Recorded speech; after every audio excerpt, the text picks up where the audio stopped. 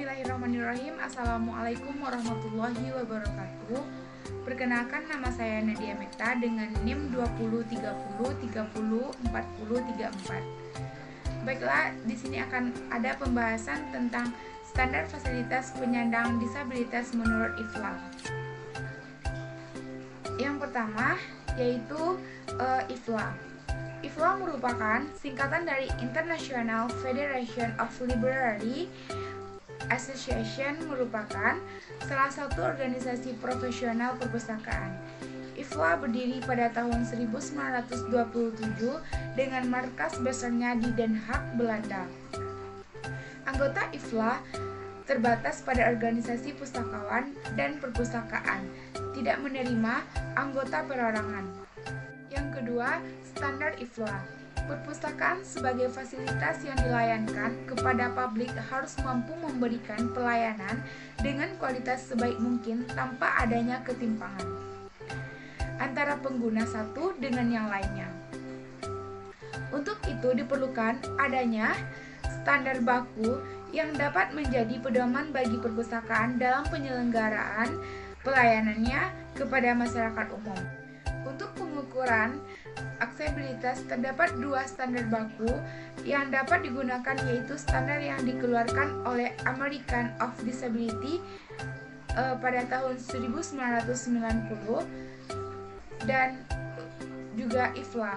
Standar internasional yang dikeluarkan IFLA merupakan satu-satunya yang dapat digunakan sebagai pedoman dalam penyelenggaraan perpustakaan yang ramah untuk penyandang disabilitas. IFLA merupakan organisasi yang terbentuk dari kumpulan perpustakaan dan orang-orang yang berprofesi sebagai pustakawan untuk menyusun sebuah standar yang dapat digunakan dalam pengembangan perpustakaan dan perguruan tinggi, sekolah, maupun perpustakaan khusus. Standar-standar yang dibentuk IFLA tentunya disesuaikan dengan kebutuhan perpustakaan agar dapat dimanfaatkan secara optimal. Salah satunya yaitu standar IFLA checklist. Checklist merupakan standar yang dapat dikembangkan oleh IFLA,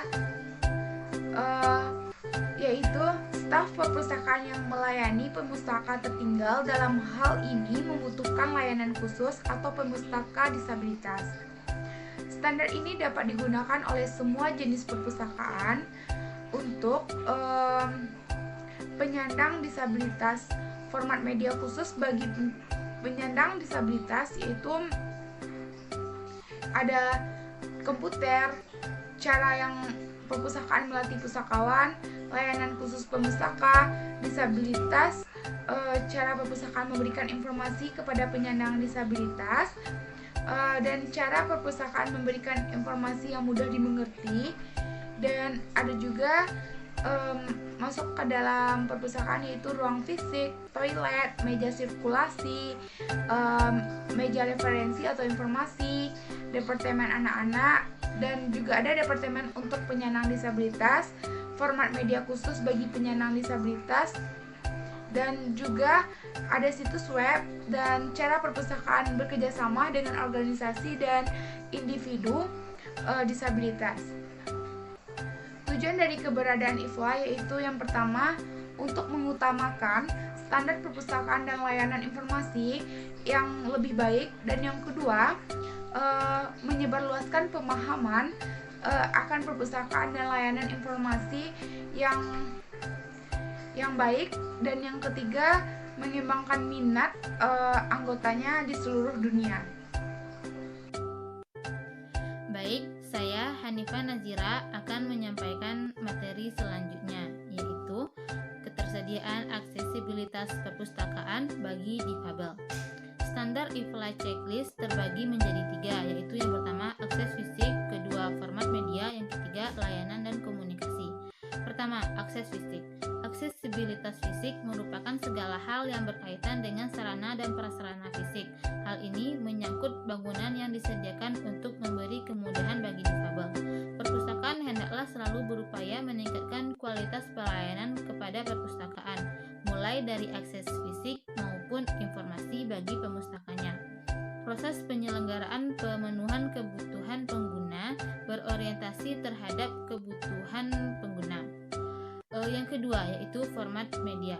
Perpustakaan sebaiknya menyediakan informasi tentang rekaman audio, CD atau DVD atau format DAISY. Dengan adanya informasi yang tersedia, maka akan dapat membantu para pemustaka mengakses koleksi tersebut secara mandiri di perpustakaan. Kendala yang dihadapi perpustakaan dikarenakan belum tersedianya dana untuk membuat informasi dalam format khusus untuk penyandang tunanetra, seperti format DAISY, Braille, dan informasi yang berbasis web. Untuk situs web perpustakaan, informasi tentang perpustakaan seperti profil, agenda, dan lain-lain yang dapat diakses oleh penyandang tunarungu. Sebagai alternatif, jika para penyandang tunanetra membutuhkan informasi dapat dijelaskan oleh pustakawan. Pemustaka tunarungu membutuhkan alat bantu pendengaran. Oleh karena itu, perlu adanya informasi dalam bentuk video bahasa dan layanan membaca, agar mereka dapat dengan mudah mengakses informasi dari perpustakaan. Informasi dalam bentuk video bahasa juga perlu, karena belum ada sumber daya manusia yang ahli dalam membuat informasi dalam bentuk video bahasa. Kemudian akses yang ketiga yaitu layanan dan komunikasi.